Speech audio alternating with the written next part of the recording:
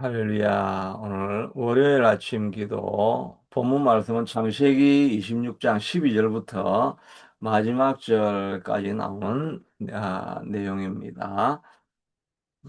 오늘 이삭은 의 이야기를 이제 다루고 있는데 이삭은 인생에 뭐 그런 파란만장한 이런 변화와 굴곡이 별로 없었던 인물이어서 성경에 그렇게 많이 기록은 되어 있지 않습니다. 그런데 오늘 12절 이후에 이렇게 보면 아브라함의 인생에서, 이 이삭이 가는 곳마다 형통하고 잘 되는 것을 볼 수 있게 됩니다. 백배나 농사지어서 수확을 얻고 희한하게 가는 곳마다 우물을 파면은 우물에서 물이 나오게 됩니다.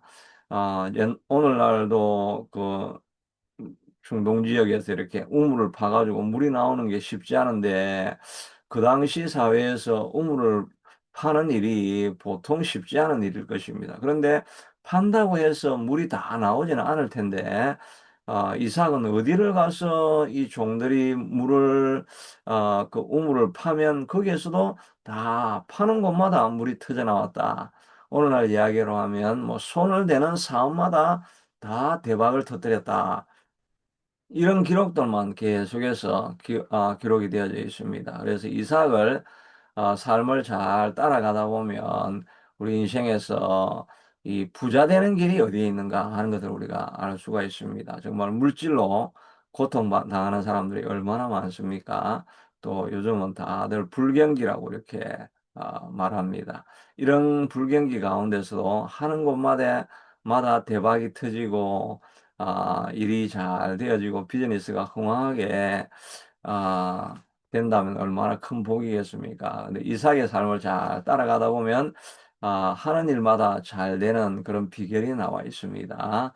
몇 가지 이렇게 살펴보면 첫째는 이삭이 그 땅에서 농사하여 그의 백배나 얻었고 여호와께서 복을 주심으로 마침내 거부가 되어라고 하는데 이 그 땅이라는 말은 앞쪽에서 보면 이 그라할 땅입니다. 원래는 그 헤브론에서 아브라함이 죽었거든요. 그러니까 헤브론 땅에 아마 머물러 있어야 되는데 가뭄이 아주 극심을 하니까 이 땅에는 못 살겠다 하고 이제 나일강은 언제나 그 물이 있으니까 거기 가면 잘 살리라 생각을 해가지고 애굽 땅으로 내려가려고 하다가 그랄 땅에 이제 그 중간에 멈추었는데 위에서 보면 하나님께서 내가 지시하는 땅에 머물러 있으라라고 하니까 그 이삭이 그 땅에 머물러 있게 되는 그랄 땅, 그 당시에도 블레셋 땅이었죠. 근데 블레셋 땅이지만 하나님께서 머물라라고 하는 그곳에 머물러 있으니까 하나님께서 복을 주시게 되는 것입니다. 우리도 우리 생각으로는 꼭 애굽으로 내려가야 잘 될 것 같고 뭐 갑자기 저 대박이 터지는 일을 하면은 그냥 그 일을 그냥 붙잡으면 나도 잘 될 것 같고 그렇게 하지만 우리가 움직이면 안 됩니다. 하나님께서 우리에게 말씀하셔서 머물라 떠나가라 하고 하는 하나님께서 말씀하시는 그 땅에 머물러 있어야 하나님께서 복을 주시게 되는 것입니다. 그러니까 우리가 새로운 사업을 이렇게 할 때도 뭐 여러분들 이제 나이가 드셔가지고 사업을 할 일은 없으시겠지만은 그러나 우리 자손들에게나 이런 새로운 사업을 할 때마다 반드시 우리가 너가 하나님 앞에 기도해 봤느냐 또 우리가 같이 한번 기도해 보고 하나님의 음성을 들어보자 이렇게 해서 기도하다 보면 하나님께서 야 이 일은 그 마음에 아마 느낌이 올 수도 있습니다. 이 일은 하나님께서 축복하지 않을 것 같아. 그렇게 하면 하나님의 기준으로 사업을 바라보기 시작하면 이게 될지 안 될지를 알 수가 있습니다. 꼭 인간적인 눈으로 보면은 이게 다 될 것 같은데, 하나님의 마음을 이렇게 물어보면 그 마음에 평안하지 않게 하고 그런 일들도 있을 수가 있죠. 그러니까 우리가 하나님이 머물러 하는 곳에 머물러 있어야 됩니다. 하나님이 머물라고 하는 곳이 어디겠습니까? 바로 이 예배하는 자리, 기도하는 자리입니다. 예배하고 기도하는 자리에는 어떻게 하든지 꼭 머물러서 내가 기도하지 않으면 하루를 시작하지 않으리라 하는 그 비즈니스를 할 때도 늘 하나님 앞에 기도로 시작하는 이 자리를 우리가 결코 포기하지 않을 때 하나님께서 복을 주시게 될 것입니다. 그리고 창대하고 거부가 되니까 블레셋 사람들이 이제 양과 소와 떼가 종이 심이 많으니까 블레셋 사람이 그를 시기하여, 그러니까 그랄 사람들이죠. 그랄에 있던 블레셋 사람들이 그를 시기하여서 우물을 막고 흙을 메워버립니다. 아, 그래서 너희가 더 우리보다 강성한 적 우리를 떠나라고 하는 이런 시기하고 질투하는 사람들이 우리가 잘 되게 되면 반드시 일어나게 됩니다. 끊임없이 비즈니스를 하다 보면 이 잘 되는 비즈니스가 있으면 그거를 모함하고 고소하고 뭐 이런 일들이 정말 반드시 일어나게 되지요. 이렇게 우리가 시기하는 이 사람들의 그 반면교사로 우리가 잘 되는 사람이 있으면 그 사람에게 배우려고 해야지. 왜 잘 될까? 이걸 배우려고 해야지. 어떻게 하든지 잘 되는 사람을 그냥 끌어내리려고 하면 자기도 망할 수밖에 없는 것입니다. 시편 37편에도 보면 어, 시편 37편 7절이죠. 시편 35편 7절에도 보면, 앞에 보면, 어, 악을 행하는 자들 때문에 불평하지 말며 불의를 행하는 자들을 시기하지 말지어다. 이 시기하지 말라고 하는 말씀이 나오는데, 여호와 앞에 잠잠하고 참고 기다리라. 자기 길이 형통하며 악한 꾀를 이루는 자 때문에 불평하지 말지어다. 분을 거치고 노를 부리며 불평하지 말라. 오히려 악을 만들 뿐이니라. 내 길을 여호와께 맡기라. 그를 의지하며 그를 이루시고 의지하면 그가 이루시고 내 의를 빛같이 나타내시며 내 공의를 정오에 빛같게 하시리라고 했는데 이거는 이제 억울한 일을 당하고 있을 때 오히려 하나님 앞에 기다리고 참고 인내하라 이런 말씀인데 여하튼 뒤에 보면 악한 자들이 형통하며 형통하며 악한 꾀를 이루는 자 때문에 불평하지 말지어다. 이렇게 말씀하고 있는데, 여하튼 우리가 잘 되는 사람 때문에 불평하고 시기하면 망하는 인생이 되는 것입니다. 사울도 마찬가지였죠. 사울도 다윗이 잘 되고 이렇게 하면, 야, 다윗이 어떻게 이렇게 잘 되었는가?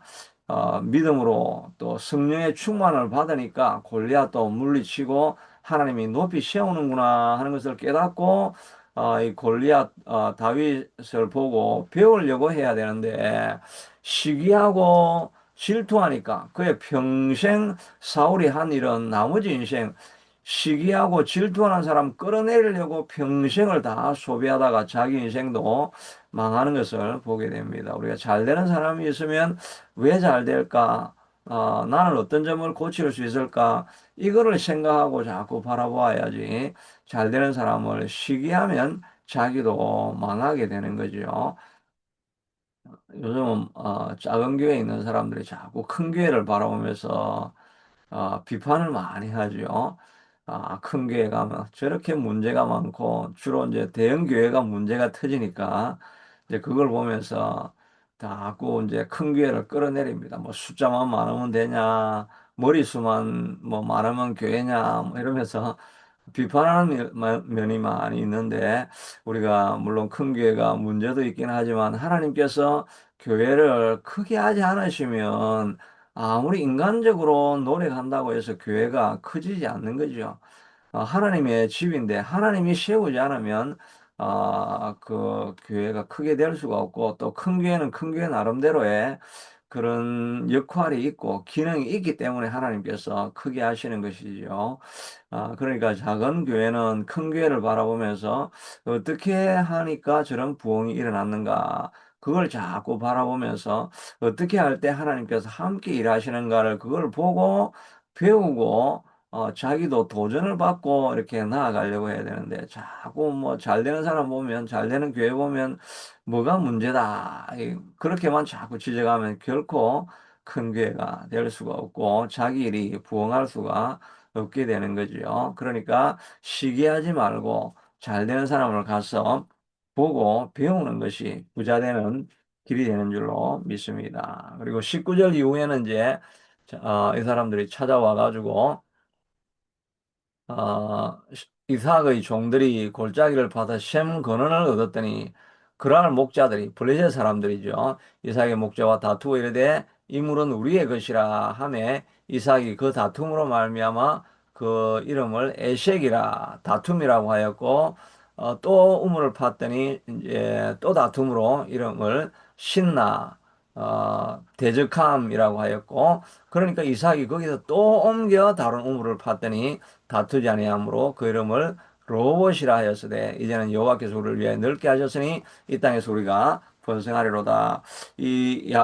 이삭은 싸우지 않습니다. 우물 하나 파는데 얼마나 많은 공을 들이고 애를 쓰고 물질을 많이 투자합니까? 그럼에도 불구하고 블레셋 사람들이 와서 그 다투게 되니까 우리 것이라고 다투게 되니까 그냥 그러면 너 해라 하고 그냥 양보하고 떠나가고 또 두 번째 파는데 또 자기 것이라고 하니까 또 다투니까 또 그냥 주고 자꾸 뒤로 물러가는 양보하면서 포기하는 모습을 보게 되죠. 정말 부자가 되려고 하는 사람은 다른 사람들과 분쟁이 일어날 때 양보하는 사람입니다. 마태복음 5장 5절에 보니까 온유한 자가 땅을 차지하리라. 땅을 차지한다는 말은 이 부자가 된다는 말입니다. 온유한 사람, 다투지 않는 사람이 부자가 될 수가 있습니다. 제가 일하고 있는 거기에도 제가 한 번씩 가끔 이야기하는데 그 좀 젊은 사람인데 같이 일을 좀 도우는 사람이 있는데 이 사람은 정말 이제 그 하는 일마다 좀 잘 되는 것 같은 그래 아주 이제 젊은 사람인데 아주 상당히 비즈니스를 잘하고 있어요. 이 사람이 손대는 곳마다 일을 잘하는데 이 사람은 정말 아끼지를 않고 뭐가 이렇게 이제 이야기를 하면 그냥 다 당신 가져가시오, 당신 하시오 이렇게 다 양보를 합니다. 이게 양보를 하니까 그 당분간 얼마간은 잃는 것 같은데 그 사람을 보면서 우리가 신뢰감을 얻게 됩니다. 저 사람은 내가 가까이 가면 절대 우리 걸 뭐 훔쳐가는 사람이 아니고 우리 어떻게 하든지 저 사람하고 가까이 있으면 우리한테 자꾸 주려고 하는 사람이다라고 하는 이런 그 물질을 자기가 조금은 잃었지만은 그러나 우리의 마음을 다 얻게 되는 거죠. 이 사람하고 있으면 뭔가 신뢰할 만하고 이 사람하고 있으면 내가 복을 받을 수 있겠다는 이런 마음을 주는 그러니까 그 사람을 보니까 야 진짜 온유한 사람이니까 다투지 않고 그냥 베풀어 주려고 하는 사람이니까 이 사람은 복을 받을 수 있겠다는 그런 마음이 저도 이렇게 들게 되더라고요. 그러니까 사실은 움켜잡으려고 하는 사람은 부자가 될 수가 없는데 온유한 자가 땅을 차지하게 되는 것이에요. 무슨 일이든지 그냥 어디를 가든지 베풀어 줄 수 없을까, 나누어 줄 수 없을까, 이런 생각만 하고 있는 사람은 이 신용사회 아닙니까? 이 신용을 얻는다는 것보다 큰 재산이 없는 거죠. 그래서 우리가 온유해야 부자가 될 수가 있습니다. 다 더 많이 끌어모으려고 그냥 갈등하고 싸워가지고 자꾸 이렇게 끌어모으려고 하니까 힘만 들게 되는 거죠. 또 하여튼 그 일하는 사람 중에 한 명은 또 끊임없이 그냥 딸딸 끌어모으려고 하는 사람이 한 명은 있습니다. 그러니까 그러니까 아무도 그 사람하고 일을 하려고 하지를 않습니다. 그냥 뭐 하려고 하면 자꾸 도망가고 그렇게 하는데 자꾸 하여튼 딸딸 끌고 가지고 저 사람 가까이 있으면 내가 언제나 피해를 본다고 하니까 사람들이 그냥 다 도망을 갑니다. 얼마간은 그가 좀 얻을 수는 있지만은 결국은 사람을 잃으니까 이 롱텀으로 비즈니스를 하기는 힘들고 자기도 일을 하면서 계속 그 갈등 속에 있는 것을 보게 됩니다. 우리 양보하는 사람, 그런 사람에게 하나님께서 온유한 사람에게 하나님께서 복을 주시게 됩니다. 또 이 이삭은 이제 로봇이라고 해서 세 번째 땅을 파니까 다투지 아니하니까 그걸 보면서 여호와께서 우리를 위하여 넓게 하셨다. 그러니까 이 이제 다툼이 일어나지 않으니까 이 일에 대해서는 이제 하나님께서 우리와 함께 하시는구나 이렇게 말씀을 그 상황을 하나님이 인도하심으로 이렇게 받아들이게 이제 되죠. 무슨 일을 하든지 하나님을 인정할 때, 그때 우리가 복을 받게 되는 것입니다. 그리고 나서 이제 잘 되고 있었잖아요. 이 로봇에도 이제 땅을 파가지고 이제 로봇은 넓게 하시니까 이제 넓은 장소에 이제 잘 살게 되었다. 이렇게 하는데 이 어, 이삭은 그 부에 만족하지 않습니다. 정말 부유하게 되려고 하는 사람은 부를 많이 소유했지만 거기에 마음을 두지 않습니다. 너희가 가진 부에 치심하지 마라고 하는 시편에 그런 말씀이 있죠. 마음을 거기에 두지 마라고 하는 말씀이 있죠. 그런데 로봇까지 있었지만은 여전히 있어도 이 땅은 어느 땅입니까? 블레셋 땅입니다. 하나님이 약속한 땅이 아닙니다. 그러니까 이삭이 거기에서부터 물질을 다 버리고 우물이 잘 나왔는데 거기에서부터 부엘셰바로 올라가게 됩니다. 부엘셰바는 아브라함이 거기에 에셀 나무를 심었던 곳이지요. 아브라함도 그랄 땅에 내려갔다가 거기에서 다시 올라와 가지고 이 부엘셰바에 에셀 나무를 심었다. 그리고 거기에서 영원하신 하나님의 이름을 불렀다. 예배하는 처소죠. 하나님의 부르심이 있고 조상의 하나님에게 조상에게 하나님이 나타나셨던 예배하는 처소가 부엘셰바였습니다. 그러니까 이 로봇에서 물질이 많이 있음에도 불구하고 그것보다는 내가 영적인 복을 누려야 되겠다라고 하면서 그걸 다 버리고 다시 예배하는 처소로 옮겨가지 않았습니까? 그러니까 물질보다는 세상에서 얻는 재물보다는 그 마음이 예배하는 처소, 예배하는 곳이면 내가 다 잃어버려도 예배를 선택하겠다는 그런 마음이 있어야 합니다. 자기가 재물을 얻었는데 그 우물 하나 버리는 게 그 보통 일이 아니거든요. 그럼에도 불구하고 나는 물질을 잃더라도 예배하는 곳으로 가겠다라고 이렇게 결단할 때 그때 그 모습을 보면서 하나님께서 복을 주십니다. 여기에서 또 부엘셰바에도 또 우물을 팝니다. 근데 우물을 파는데 또 우물이 또 터져 나옵니다. 예배하는 곳으로 선택할 때 하나님께서 또 더 새로운 복을 더하게 되는 것입니다. 우리가 이 아침 기도에 나오려고 우리가 많은 것을 포기하지 않습니까? 아침 기도에 나오려고 하면 밤에 일찍 자야 됩니다. 우리가 밤 문화를 포기하는 그런 마음이 있는 거죠. 버려야 하나님과 가까이 갈 수가 있는 것이고 세상 것 다 움켜쥐고 또 하나님의 복도 받고 이러려면 이 복을 세상 것을 좀 누릴 수 있을지는 모르지만 마음이 늘 편하지 않습니다. 양다리를 걸치고 있으니까 이것도 아니고 저것도 아니까 마음이 평안하지 않습니다. 그런데 과감하게 버려버렸을 때, 그럴 때 하나님께서 우리를 사용하시게 되지요. 에스더가 자기가 그 왕비가 되어가지고 나는 평안하게 잘 사니까 이 하만이 유대인을 죽일 때 나는 유대인인 걸 모르니까 나는 여왕으로 그냥 이 땅에 평안하게 살겠다.